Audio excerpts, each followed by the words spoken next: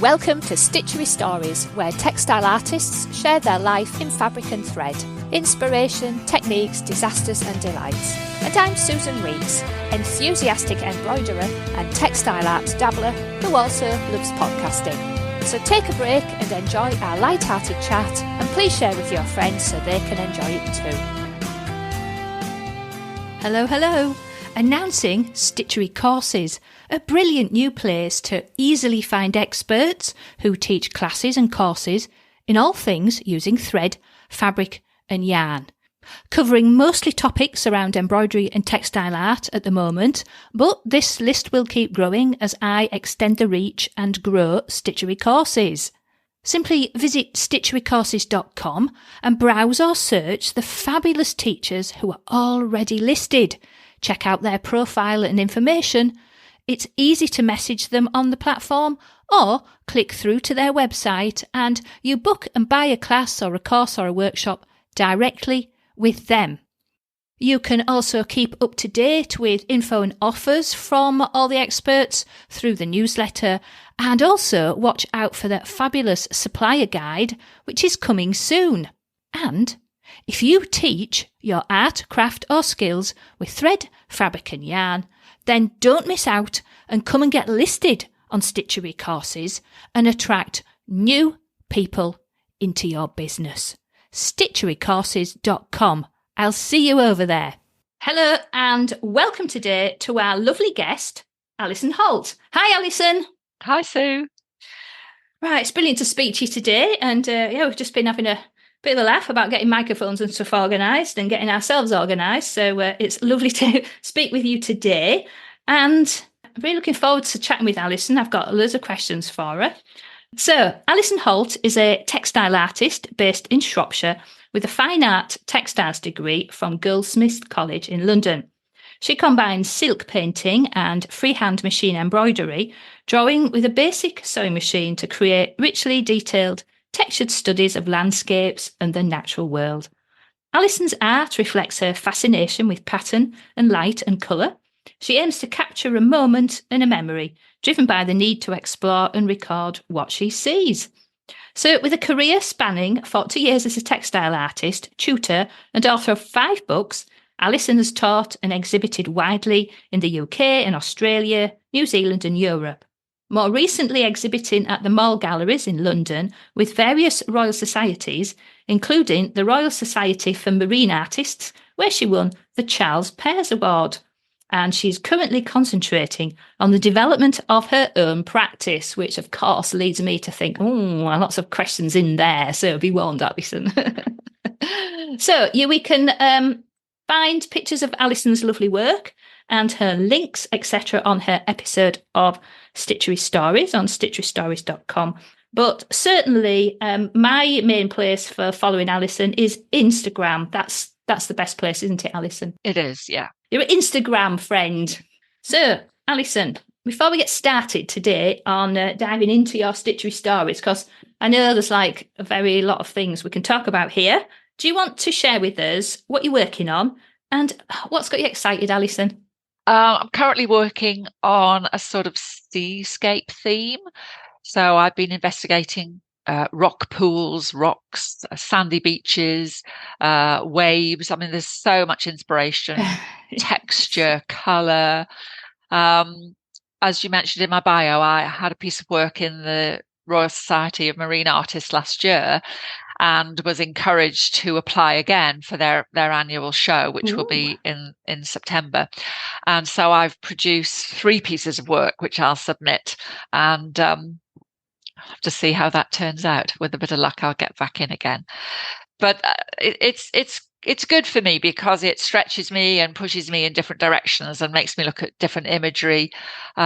I'm constantly taking photographs and sketching, so I've always got something to refer to. So I just sort of dive into a whole new set of imagery and work from that. That sounds really interesting, actually. As you say, we shouldn't really be surprised is the wrong word, but celebrating sounds really a bit trite, but be really super pleased that a piece of beautiful art that happens to be made out of thread and fabric should be like, oh, wow, this is a real big achievement to get it into a major gallery. It always feels wrong that it should be. I mean, it's exciting anyway because it is an achievement, but then we have to like add that, and especially so because it's a piece of textile art. So I know you've been at the forefront of really pushing the boundaries, I suppose, Alison.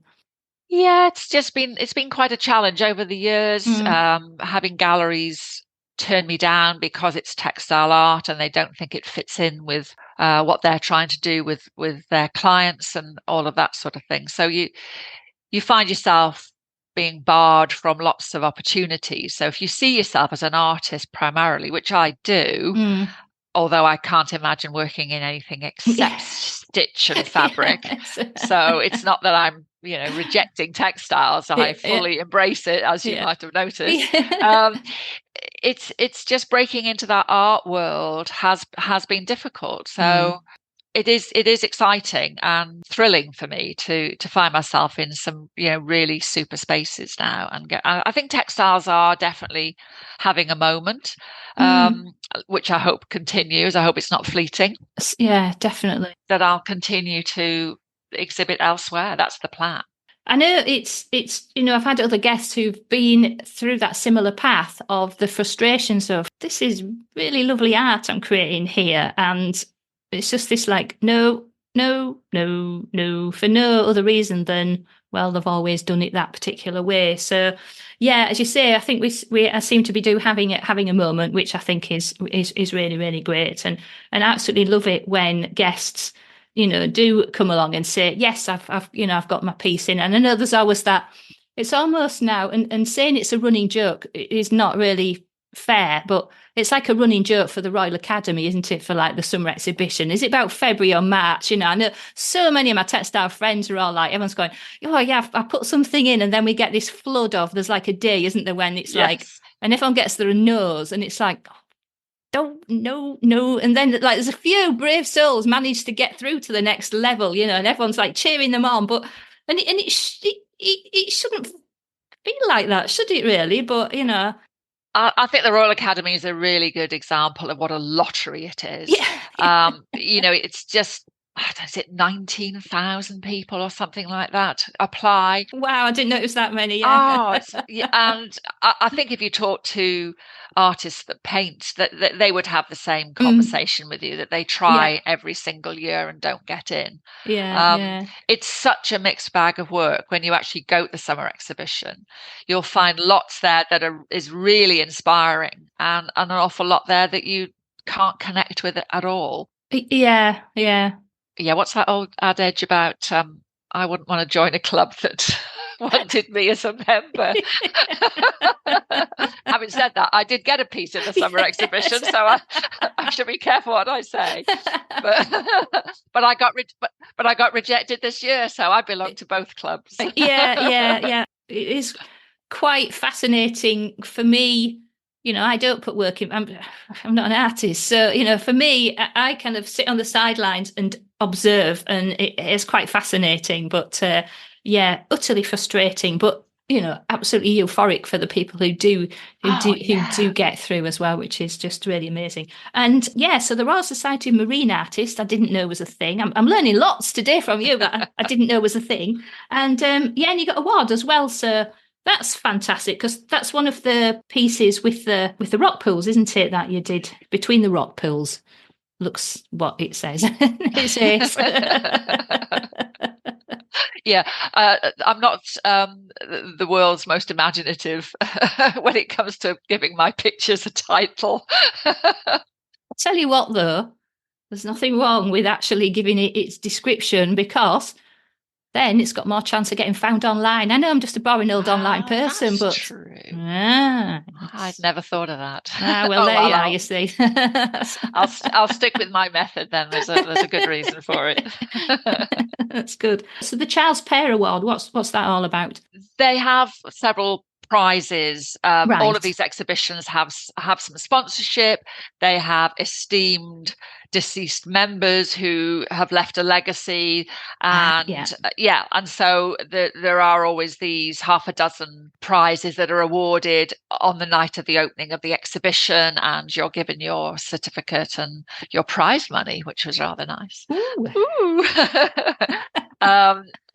So yes, it's just a thing that most of them do. I think it's probably to attract people, to enter. For sure. There's a huge amount of open call exhibitions out there, and a lot of them promote themselves because there are prizes to be won. Sometimes it's just, I think, enough to want to be associated with that society or that group of artists or that gallery. But I think some of them are quite clever with their marketing, and they also promote the sponsorship. And you can win a solo show. There's various things that these open call exhibitions. I'm learning. I'm quite new to this aspect of exhibiting. So while we're talking about your current theme, there's a lot of coastal imagery and stuff going on there. Now, recently, I think it's quite recently, I spotted a really fantastic piece that features a rusty chain, which I absolutely loved. That was an Instagram find. So you want to tell us a bit about your rusty chain? I think it's absolutely amazing because it actually looks like a chain. It's brilliant. Thank you. I was interested in lots of different sort of materials within an image. So I've got it's a seascape, and it's a place I've been to several times, Port Scaffo down in Cornwall, and it's a photograph I took probably a couple of years ago now. And I also did some sketches, and I just was really intrigued by, you've got wet, rusty metal, and you've got wet rocks, and you've got seaweed, and you've got a shingle sort of beach, and you've got the movements of the waves or the flat calm of the sea, whatever is happening on a particular moment in time. And I just wanted to capture that real mixture of different surfaces, and it was a great way to inject a lot of colour into a scene as well. Yeah, and absolutely. I loved the challenge of making the links look real. That really was a 3D study, wasn't it? And I saw some of the images you'd posted as you were like developing it, and I'm sat there thinking, wow, this is going to be a challenge. I was really interested to see how it developed, and it was like, yeah. And as ever with all of these, it's the colour and the shade that then turns it into a 3D item. Yeah, it's being brave enough with the tonal range. I think for me as a textile artist, because I'm stitching that sort of detail, it's always about how textured or how smooth are my stitches going to be, and how do I describe this form, and how can I get stitches to do that for me most successful way. And it was a challenge, and I like a challenge. I haven't done anything like that before. I like to stretch myself and, keep my own interest in my work developing really that way. Because I suppose with, particularly with like machine embroidery, yes, we can create texture. Yes. But like, how the hell do you do something smooth? Because it's anything but smooth. And I suppose that almost is where, in some respects, when you use your silk painting as well, that's, I could see you use that for the backgrounds to merge away and that kind of thing. But yeah, I think trying to create, although rusty chain's not anything but smooth either, but I know other artists, I'm like, how the hell have they done like an elephant's tusk or glass? Or you're like, what the hell? But again, it's down to the colour use, isn't it? It's very it's down clever. to the colour use, and I use a varying length of stitch, and I've discovered that if I use a very long stitch on a straight stitch and run lots of those stitches parallel, I can create a smooth, shiny surface. Whereas if I layer up lots of small stitches, you create a very different texture, a very different look. And I think that's been part of my work throughout all the years I've been working. It's always about mark making. And I always ask myself, when I'm examining sketches and photographs that I'm working from, how am I going to interpret that in stitch? What size of stitch, what color, what direction, Is it going to have lots of layers, or is it going to be just one flat area of stitching? And it's just finding all that sort of imagery to tap into. I make lots of mistakes. I've learned. Nobody ever taught me how to do free motion machine That's how we learn, isn't it? Yeah. As you say, you've been doing this for a long time and you've pushed it as an art form. Yeah, really a journey of discovery and constantly challenging myself to tackle subject matter that, I might have, or other people might shy away from as deemed too difficult to execute in stitch. But I started as a hand embroiderer and then translated everything that I wanted to do into machine stitching when I was at Goldsmiths. It was a eureka moment that you could draw with a sewing machine. Yeah. I was beyond excited and didn't leave the sewing machine room for the next 18 months. Well, I went home, but I've just continued with that enthusiasm. And I think to keep it going, I have stretched myself in lots of different directions, changed the imagery, changed the way I work, and introduced silk painting, as you said earlier. That's a great way of achieving smooth detail. And it's softer and it's more muted and it recedes really well within an image. So it helps me get the perspective and the sense of depth that I like to create as well. And I just love the way the two sit together. Yeah, they do really work beautifully together. And when you know you've got those two techniques on the go, then you look with a fresh pair of eyes, don't you? Because then you're also looking at just the detail of it. And I love things where you kind of look and then you look again and then you might look another time. You're still finding bits. And then some of it's like, how the hell's she done that chin bit? It's all smoke and mirrors. You've learned a lot of lessons and really focused on this art form for a number of years. And I think that in itself can be a challenge. It can be. I think it's just such a passion for me. I think it's never left me. There's an enthusiasm I have that I've had from the beginning. Yeah. And I think I've just been very fortunate that it's never left me. Mm-hmm. Teaching what I do has made me think about my practice very thoroughly. I don't know how to do anything else. Well, that in itself can be a main motivator as well, isn't it? Of course, which then drives us to find ways to be able to do what it is that we want to do. You've had the artwork development, the skill of that. As you said, you've got the books and you're teaching and books kind of an extension of teaching. Which came first, the teaching or the books? Because I can't remember. Well, I did a little bit of teaching, but the book started really quite early on. I was approached by Batsford, wrote the first book with an editor who then moved to Search Press. And then she got hold of me and I wrote books with her subsequently. But you're right, they run parallel, they run hand in hand. The books inform the teaching informs the book writing. And the development of my own practice gave me a series of books which were based on woodlands, and then they were based on flowers and gardens, and then it was based on seascapes.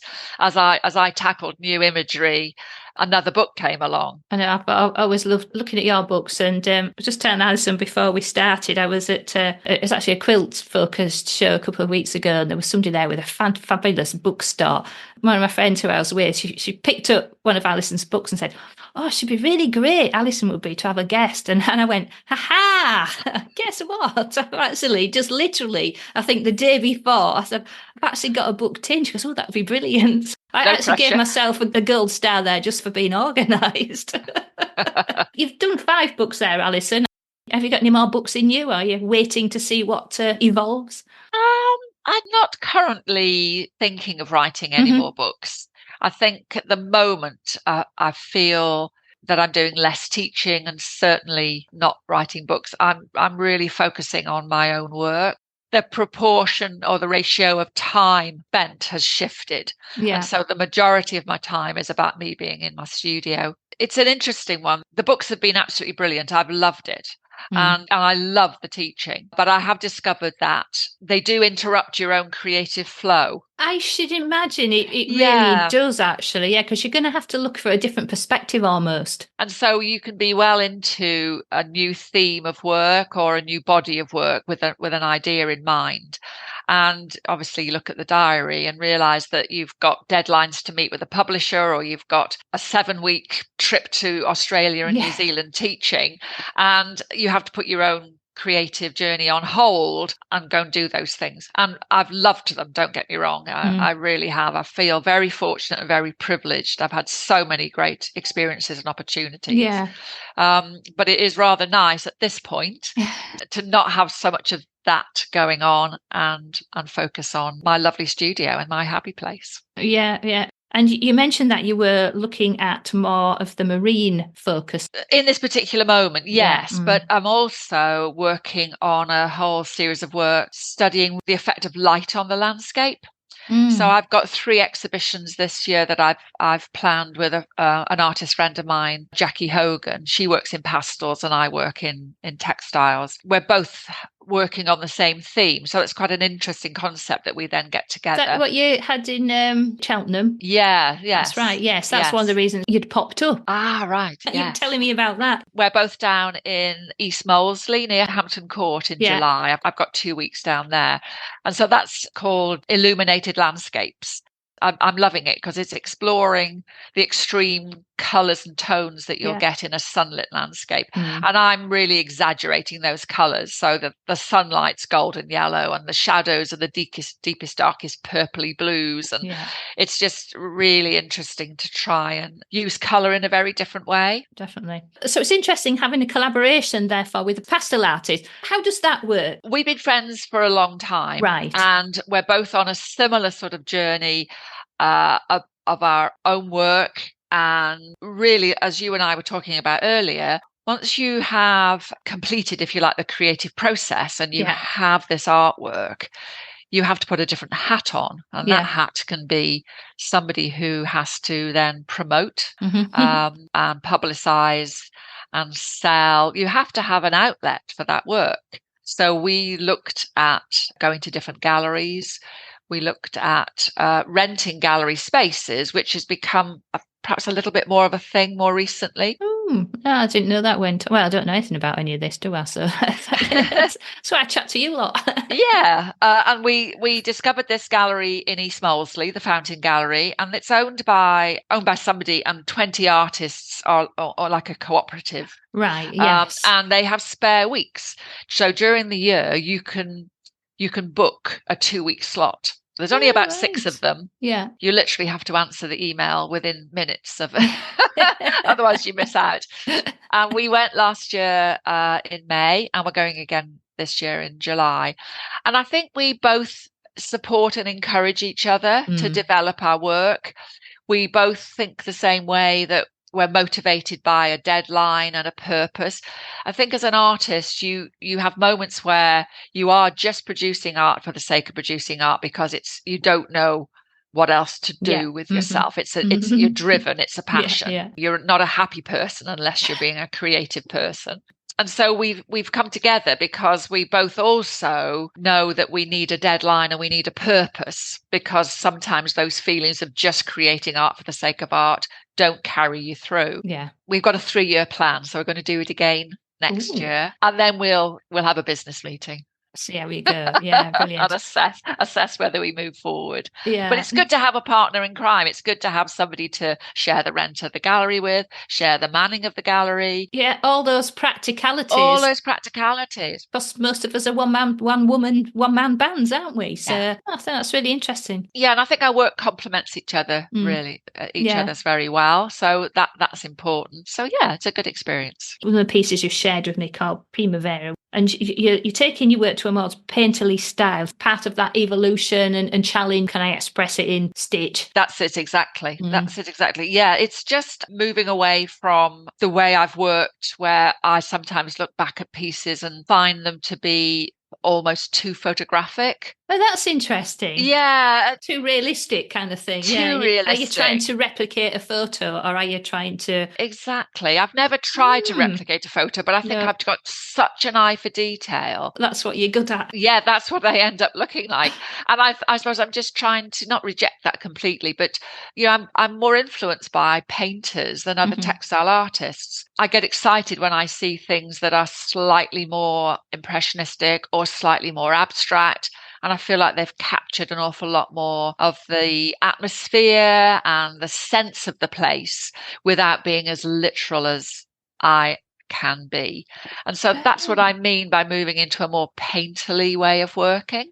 Right. Yes. I can understand what you mean, because again, almost back to that comment of we can often look at pieces that have got through, onto these big exhibitions, and then we can kind of look at them and think, why's that one got through? Or, but again, sometimes it is the atmosphere and the feeling and the emotion that it brings out, and not necessarily the exact replication of that place as if you were there. Yes, exactly. An interesting shift. Have you felt this shift growing on you? Very much so. It isn't that recent. It's all part of the constant evolution, really. Yeah. And I think that's one of the great things about going to art galleries, whether it's the national, it doesn't have to be work that's current. It can be, looking at work that's 100 or 200 years old, different artists, discovering new artists.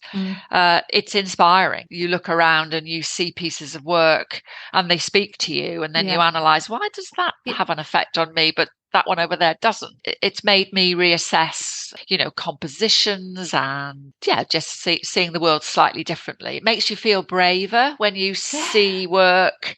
You think, why did I could be influenced by that. I can see what they're trying to do there. And you wouldn't replicate what you see, but it's that feeling, it's that atmosphere. And that's interesting, saying it makes you feel braver, because I think that comes back to what we're saying about having been a practicing artist for a long time and being successful for a long time. It's a challenge for different reasons to carry on. I think bravery, because we can all get stuck in a comfort zone, can't we? Because, by its definition, it's comfortable, but to keep evolving, we have to break out of that. Interesting. Other things making you feel brave. I love that. Yeah. And I think one of the most exciting things is that you realize that you haven't done your best work yet. Brilliant. I read that a few years ago, and I just thought, how exciting is that? That hopefully I'll get better at what I do. Yeah. And that's making you have a real big grin on your face as well, I'll have to say that. So we know that struck an emotional chord. Very much so. Some people reach an end of their career. If you're employed, then you reach an end and you retire, and people have wonderful, fulfilled retirements. And I've had lots of friends say to me forever, well, you'll never retire. I can't imagine you. I said, why? Well, I might slow down a bit. Well, there's no sign of that even. So it's just such a lovely feeling that I can keep doing what I do. And hopefully the best is yet to come. Yeah. And the thing is, though, as well, I think it strikes me that at the moment you're being very purposeful, which is a word I use a lot, because I am very purposeful in what I'm doing. Very purposeful in that you've said, you've put that stake in the ground. I am concentrating on my practice and development of my art, and not put it away, but put to one side the emphasis on the books and the travelling and the teaching, as exciting and stimulating as it is. You've made that decision to say, I'm just putting it to one side, and at the moment I'm focusing on my art. So I always find that an interesting process. I think looking at your work, we can see that, and I'm finding that a really interesting aspect of your practice. So thank you for putting up with my nosy questions about no problem. That. I also want to bring in the exhibition that you organised, because you didn't have enough to do anyway. So I saw this, and again, it was something that you popped up. So last year you ran a really lovely exhibition, and I'm sure we're all thinking, Didn't you have enough to do, Alison? what brought that on? Well, tell us what happened with Stitch by Stitch. Stitch by Stitch 2023. Yes, that was last year. Suzette Smart is another textile artist who lives locally. And I can honestly say it's all Suzette's fault. Oh, what a great start for a collaboration. It was all her fault. No, Suzette approached me and said, why don't we have a textile only exhibition here in Oswestry, which is where we meet up? I thought she meant me and her work, and we belong to a group called the Borderland Visual Artists, and I thought she meant us as a group. And I said, oh, that's a really good idea. And it rapidly snowballed. That was well over 12 months before it actually happened. We booked the gallery, we organised a website to take all the submissions, and we decided it was going to be nationwide. Post-lockdown enthusiasm, wasn't it? Yes, I think it was. So we kind of spurred each other on, and it was a great collaboration. We wrote to several well-known textile artists and tried to tell them why they should exhibit in Oswestry, which is on the Shropshire Welsh border, beautiful part of the world. We got a really good response, and then we could start saying, right, we're going to put it to an open call, which we did. We promoted on Instagram. We did a lot of promotion. It was very visible as well. That's good to hear. Great job with that. Anyway, thank you. Carry on. So Suzette does a lot of teaching. So she was going around to all the Embroidery Guild and other textile groups, selling it really well face to face. And I did the Instagram. So we were a good team. Yeah. And we ended up with 67 artists and over 110 pieces of textile art. 67 artists and 110 pieces of art. Wow, that's a major logistical exercise. It was fabulous. It was a great experience. Everybody loved it. The gallery was thrilled. It's the biggest footfall they've ever had. Well, we see, there we are. And do you think it was because the focus, lots of groups organise their own, but that's not quite the same thing, is it? You know, as having like an open call, large scale with that many people involved, only textiles. And yet the best results they'd had. Well, there we are. Doesn't that speak volumes? It really does. Yeah, we were absolutely thrilled. Wow, I'm not surprised. Yeah. So we enjoyed the whole experience, and so we're going to do it again. So there will be Stitch by Stitch 2025. So you're going for every 2 years to give yourself a bit of a brain rest in between. Well, I'm sure people who organise events know this only too well, that if you do it annually, you almost start straight away organising the next one as soon as the first one is over. That's so true. We've given ourselves a 12-month break because we have our careers, we have other things that we do. But it was just too good not to do it again. Yeah, that's on my horizon now. Well, we were amazed how far people travelled to come and see it.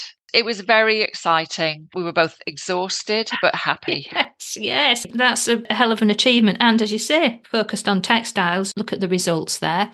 And it was fascinating. Last year I spoke to Hayley and Maria from Prism Textiles, and we were really diving in about the logistics of organising that. Now they do it annually, and they were both saying fairly early on, you have to start getting deadlines in and working so that you can take photos to actually promote all the aspects. And everyone's going, oh, yes. So it's like, and so they almost are, back round in a circle. So I can understand why you've decided once every 2 years. And I suppose, depending on the medium people are using, it can take quite a while to generate new work anyway, especially if it's like hand stitch. Is slow, isn't it, really, to create a body of work and things big enough to put within an exhibition as well. Quite often people working at such a small scale, it's like, hang on, we've got all this big space here. We need bigger things almost, or groups of small things. Yeah, we had a salon wall, that sort of way they exhibit work with a lot of pictures in one space. And that can look can look really effective. Yeah. Yeah, I think we enjoyed all aspects of it. I think I've always been the same. I do like wearing lots of different hats. Yeah, keeps things interesting, doesn't it? It Alison? does. Yeah, it definitely does. Stitch by Stitch has its own website. If people went and looked now, is there anything? Yeah, the website can send you a link so people can find that. I'll include that in the in your links in the episode. I find, to be honest, sending people the episode on Stitch with Stories is easy because people are out walking the dogs or stitching, and Exactly. And I'm not going to stop and write things down. So that's why I do it that way. It's just like there's one place to go and look. Stitch by Stitch has its own Instagram page, which is Stitch by Stitch 2025, and it also has its own website. And do you have a theme for that? No, our whole selling point was really to get textiles seen as an art form. Yeah. That was the most crucial thing, to elevate it to where it should be. Mm. And I think people responded really well to that, because there are an awful lot of us out there who see ourselves as artists. That's exactly what we are. You are. And it's hard to find somewhere to exhibit. We're a little bit marginalised, and it was really nice for it to be a celebration of textiles as a fine art form. So hats off to you for organising that, and everybody put that down in your mental diary or get it down in your real diary, because crikey, it will be here before we know it, won't it? I think we're opening up submissions in January, and then it'll actually be in the gallery July 2025. But obviously, if you want to submit, start stitching now. Get on with it, yes. Crack on, there's another deadline. That exhibition was a selling exhibition, and then these things have got open calls. So both of those can be a real learning curve. So as part of your practice, then there's the artist versus the commercial side of things. And then there's also the whole subculture going on around exhibitions and calls and organising it all, and why they're done, and you know, why they like that, and opportunities and all that kind of thing, which, I think maybe you can shed some light on for us, Alison, follow your path, as it were. I know people find it very inspiring to learn from established artists like yourself that there is a life to be had and a living to be made out of all of this. But I guess you've got to play the game, don't you? You do, yes. You've got to discover what opportunities are out there, and I think you've just got to be brave enough to put yourself forward. Yeah. And I think you were saying earlier about people sharing the fact that they've got into exhibitions or haven't got in. There's always, you've got to be in it to win it, as they say. Yeah. And from my own personal experience, I've been accepted and I've been rejected in equal measure. And you learn, and this is very easy to say. Isn't everything about life easy to say, but damn difficult to do? You have to learn that you just keep submitting and celebrate the wins and skip past the failures. And for my own experience, if I've got 3 or 4 submissions in with different exhibitions all at once, if a couple say no, but a couple say yes, I very quickly forget about the no's, and you swiftly move on. I call it the scattergun approach, but you really do have to try lots of different avenues, I think. And the art world's constantly changing. So going back to renting galleries for a week or two, that isn't something I was aware of 10 years ago. It may have existed, but it's new to me. Yeah. And submitting artwork to open call exhibitions is new to me. So I've been doing a lot of exploring. Instagram's fantastic. You respond to an open call by just investigating, by clicking on the link. The next thing you know, Instagram is throwing 100 open calls at you. Do you know, I had just been thinking about that. It's that is the one way to make the algorithm work in your favour. And I'm so glad you just mentioned that, Alison, because so often we see this like, oh God, nobody's seeing my work, damn algorithm. But you've just showed the flip side of that. And it's really true, because I look at all sorts of things and all of a sudden, what? Oh, okay, I know why I'm seeing this. All you have to click on one thing. So everyone, sometimes you do have to flip your mind and flip the way that you're looking at things. and find the positive in what can be an incredibly frustrating experience. Or a very irritating habit of Instagram. I should never watch that dancing dog because now I'm snowed under with dancing dogs. We've all been there. So the open call thing, that's something that I'm quite new to. Yeah. And of course, going back to textiles not being seen as fine art, there are more and more opportunities now that you can submit work. Yeah. The marine artist is a good example, because I've always, for a very long time now, been interested in seascapes and that sort of imagery. So I thought, and then you kind of delve a bit deeper and you realize that they do accept mixed media, and you think, that's me. Can at least put a tick in. Yeah, it doesn't say textiles, but yes, I'm mixed media. Yeah. And so that's what I've spent the last sort of year or two doing, is looking at these opportunities. And that's how I ended up in the Mal galleries a couple of times last year. And it's interesting to step into a new world and a new way of selling, or a new way of having your work exposed to a whole new audience. Yes. And that's an interesting route to go down. It's not the textile show. It's not the big shows that they have in Birmingham or Ali Pali. It's a whole different avenue. Yeah. Not that I'm rejecting the others. No, and you raise a really good point, because sometimes, again, I see Instagram can almost be a place where artists entertain other artists, but that in itself is not going to feed you or pay your electric bill, as lovely a pastime as it may appear to be. It's that getting quite clear on looking past the textile bit of it in some respects, and what am I doing here, and who is a perfect person to buy my art? And it's not everybody. And you say, try and use the algorithm for discovery and exposure to different places and different things. And I think there's a huge amount of power in Instagram for that. And again, possibly it, as with anything, just because the process may be simple, doesn't mean to say it's easy. Simple and easy are not the same thing. So it can be relatively simple to find these things these days with the power of things like Instagram and YouTube, but easy to become good at that. So I think it's really interesting that you've highlighted this process, and that again, after the amount of time that you've been doing things, you're pushing yourself. As you say, you mentioned the word brave about 3 times already. Yeah, and it is being brave, thinking about what else can I do and where do I want to take my practice and so on. So yeah, I guess in some respects, I think you did mention when we were chatting before about you shouldn't be embarrassed to promote your art, and shouldn't be embarrassed about making a living out of it. Because that starving artist thing doesn't serve anybody. No, it's a barrier to break down in your own mind, really. Yeah. I think it just stems from, if you're commercially successful, are you producing art that people want rather than art that comes, from the heart or the soul of the artist? And I think you can find a middle ground where you're being true to your creative process, if you like, or the way you work and what drives you as an artist. But it's then finding the venue or the outlet to sell that work.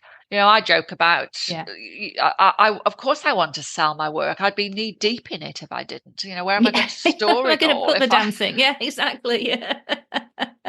It turns into a hoarding obsession otherwise, doesn't it? Yeah, and you've got to pay the mortgage, or you've got to be able to fund getting to the gallery. You shouldn't be embarrassed that you need to make money to keep going. It's a career. It's been a career, and it's a point of pride that this is the way I've made a living. I joke I've never had a proper job. And yay! Yay! So and it is, and I think it's particularly difficult for artists because we're self-employed and we're self-motivated, etc. And I think it's probably more difficult for a textile artist because there are less venues and less outlets for us, and we're not taken so seriously. It's a point of pride for me that I I get into Rightly so. galleries and certain exhibitions. I like a challenge. It's thrilling when you have a little bit of success. And I think the thing about getting your work into a really good venue is you've got people, established people, who come into that gallery. They buy art. That's why they're there. They're not other artists. Yeah, They're people who are visiting a top-notch exhibition. And I like the thought of maybe breaking down a barrier or two, that they will be drawn to my work, and it isn't until they get within about 6 inches of it that they say, "Oh, it's stitched." And that's great, isn't it? That they've hopefully been attracted to it before. It doesn't matter what the medium is. No, exactly. You've already made that emotional connection between their eyes and the brain, and something's triggered them to go, yeah, across the room. Like no matter what it is, you've made that emotional and visual connection in their brain, and they're going to go and have a look. And yeah, I think that's a really good reason why to get in those things. Nobody ever got anywhere by sitting in the corner and not telling anybody about their work. I'm sorry, everybody, I go on about it, but it's totally true. And it's not, well, sorry for you, Sue, you don't do anything like that. No, but I've been running an online business, and the parallels are identical. I cannot sit in a corner and not do anything either, because I would be dead by starvation too. So it's a lot of it is exactly the same. The medium's different, but the process, ultimately, if you are creating your art as a professional artist, you have to sell it in whichever way and form you do that. Some people do it through, licensing and all sorts of different ways, isn't there? There's a variety of ways, but ultimately, we need to find the way that works for us, I think. So, Alison, that's been an absolutely fascinating, kind of very quick glimpse, really, but I think one that's been very indicative of your career. So really, I suppose my next question is, and we know some of this already, is what's your focus on what's coming up? Is there anything else that you want to share with us at the moment? The next thing for me is my Open Studios event. So that's once a year. People can come and visit me here in Oswestry in Shropshire. I'm open on the 8th and 9th and the 15th and 16th of June. There are details on my website. Is that part of a chain? Quite often these things are organised as a group now, aren't they? Which I think has good impact. But is that you or part of a group? That's part of a group. So it's the Borderland Visual Arts that I mentioned earlier. We have an Open Studios and Art Trail. And so there are several studios open, and there is a group exhibition at the Willow Gallery, which is in Oswestry, which is a great place to start, because you can see the group exhibition, you can have a look at everybody's work, and then anything that you like the look of, you can go and see more and meet the artist in their actual studio. Yeah, I think that's why these art trails and open groups of open studios, I think, probably work better than just one person going, hello, I'm here. So. Yeah. So this is our 25th year. Oh, well, you're all good, well practiced at it all then. We might be getting it right now. And yeah, I enjoy it because I'm in my studio all that time. It makes me tidy up the garden a little bit, makes me dust some housework. The studio, smarten up the place a bit. And it's got a very relaxed feel to it. Yeah. And people just drift in and out and chat and sit in the garden if it's sunny. And it's a really, really lovely event. Oh, it sounds brilliant. Yeah, so I'm looking forward to it. Yeah, I'm not surprised. And then obviously you've got your ongoing, submissions and your evolution of your process. And next year's Stitch by Stitch exhibition will be looming. Yeah, the answer really is just more of the same. Yeah, more art, more submissions, more exhibitions, a little bit of teaching. Just feel very privileged and very happy to be doing what I'm doing. That's a great place to be, and a great ending to what's been a really fascinating conversation, Alison. Thank you. Thank you. And everybody, don't just sit in a corner and tell people about what you're doing. Great advice. If you'll pop over to Alison's episode on stitcherystories.com and you can listen, well, you're listening, so you know how you found yourself. But yeah, Instagram's a really great place. But yeah, just think about that damn algorithm. Work it to its advantage and see what a few enquiries will pop up to your advantage. There we are. I think we'll leave it at that. Thank you so much, Alison. It's been fabulous speaking with you. And I'm looking forward to seeing how your work evolves. It's been a fascinating conversation. Thank you. Thank you. If you enjoyed this episode and want to hear more, then please join the Stitchery Stories fan club so you can get an email when a new episode is released. It's a quick and easy way of listening and of keeping up with any news and information around this podcast. Please visit stitcherystories.com. Of course, you can listen to Stitchery Stories on plenty of podcast apps at Apple Podcasts, Google Podcasts, Spotify and plenty more besides. You can also ask your smart speaker to play Stitchery Stories podcast too. But wherever you listen, why not leave us a rating and a review to encourage other people to listen too? I very much appreciate you taking the time to do that for me. So that is the end of our Stitchery story for today. Keep stitching, keep smiling, and keep creating your very own Stitchery stories.